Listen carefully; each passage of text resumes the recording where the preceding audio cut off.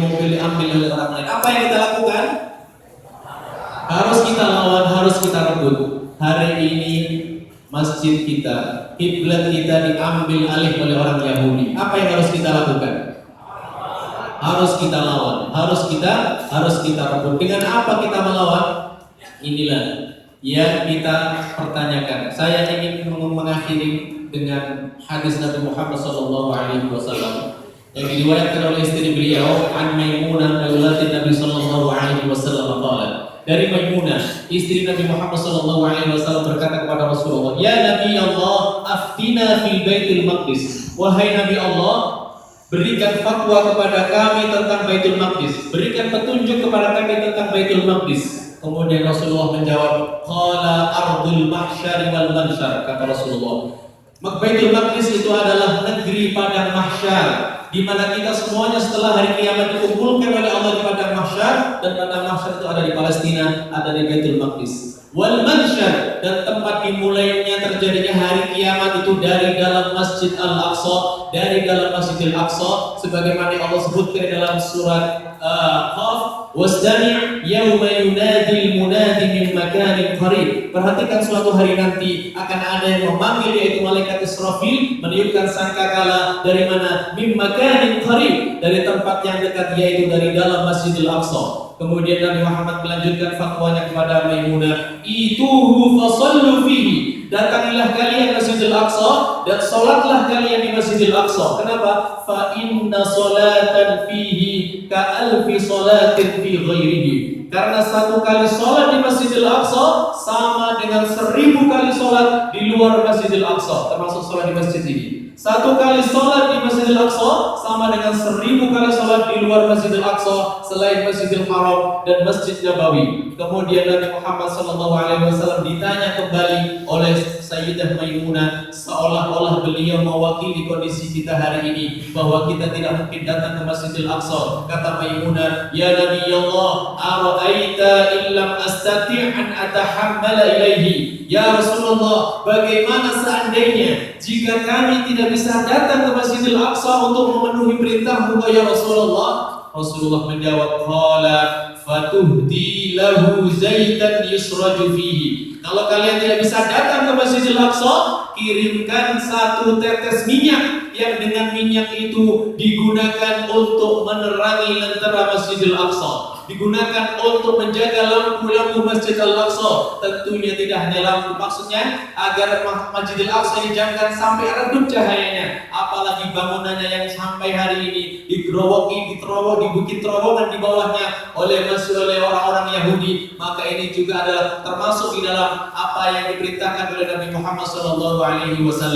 Kemudian kata Rasulullah, "Faman fa'ala dzalika," siapa yang melakukan itu, yaitu mengirimkan satu tetes minyak, "fahuwa kaman atah," maka dia seperti orang yang datang ke Masjidil Aqsa. Hadis riwayat Imam Ibnu Majah. Dalam riwayat Imam Ahmad lebih dahsyat lagi, "fahuwa kaman shalla fihi." Siapa yang mengirimkan satu tetes minyak, maka dia seperti orang yang sholat di dalam Masjid Al-Aqsa. Ini adalah rahasia dari Allah Subhanahu wa Ta'ala, bahwa untuk mendapatkan lipatan pahala sholat di Masjidil Haram yang sama dengan 100.000 rakaat, atau Masjid Nabawi yang sama dengan 10.000 rakaat, maka kita harus haji dan umrah. Akan tetapi untuk mendapatkan lipatan pahala sholat di Masjidil Aqsa, cukup hanya dengan mengirimkan satu tetes minyak. Karena Allah tahu masa depan gaib, karena Allah tahu bahwa suatu saat Masjidil Aqsa diambil alih oleh tentara salib, dulu diambil oleh tentara salib, dan hari ini diambil alih oleh orang Yahudi. Tetapi orang Islam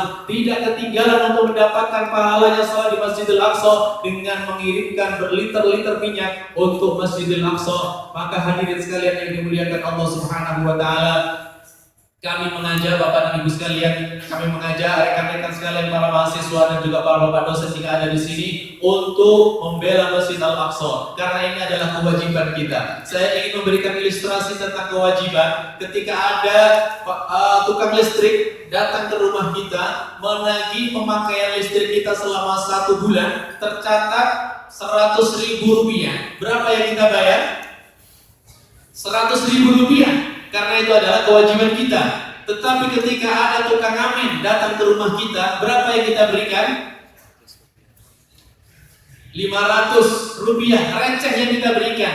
Ini bedanya antara kewajiban dengan sukarela. Bahwa Masjidil Aqsa adalah kewajiban kita. Seharusnya kita berada di Masjidil Aqsa untuk menjaga Masjidil Aqsa, tetapi keberadaan kita diwakili oleh saudara-saudara kita yang ada di Palestina, diwakili oleh beliau, diwakili masyarakat Palestina 24 jam berjaga untuk menjaga Masjid Al-Aqsa. Maka bagi hadirin sekalian yang ingin berkomitmen untuk memberikan donasinya, berjihad dengan hartanya, bisa menghubungi DKM masjid, atau bisa juga sekarang ini dikumpulkan di atas meja ini sambil kita, karena beliau juga harus berangkat ke Jakarta dalam waktu singkat, sehingga kita tidak punya waktu yang banyak untuk mengumpulkan donasi. Tapi ada panitia di sini, silakan siapapun saja yang ingin berdonasi kumpulkan di atas meja ini, yang nanti akan disalurkan melalui masjid DKM Masjid Salman, untuk disalurkan melalui Komite Nasional untuk Rakyat Palestina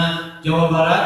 Kalaupun mau melalui langsung transfer, bisa dicatat nomor rekening BSM 720004005. Kita memberikan, ini adalah keberkahan kita di hari yang diberkahi oleh Allah di bulan Ramadan, untuk masjid yang diberkahi oleh Allah Subhanahu wa taala. Kata beliau adalah thawabun fawqa thawab, pahala di atas pahala, untuk mendapatkan lipatan keberkahan dari Allah Subhanahu wa taala. Dan juga terkait dengan zakat, bahwa 8 asnaf penerima zakat itu terbanyak ada di Palestina.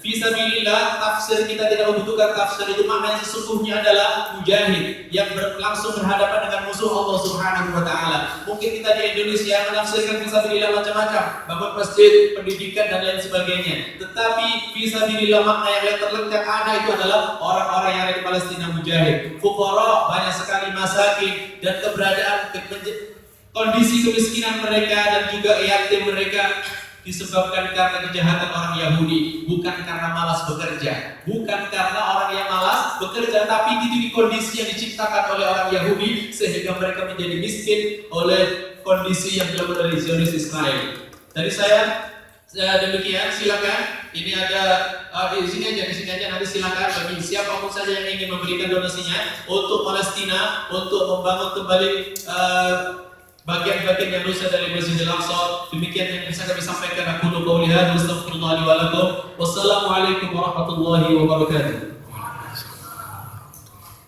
Nomor rekening sampai saya ulang, BSM 720004005. Saya ulangi sekali lagi, BSM atas nama KNRP Jawa Barat, berapa tadi? 720004005 atas nama Komite Nasional untuk Rakyat Palestina Jawa Barat. Demikian, Assalamualaikum warahmatullahi wabarakatuh.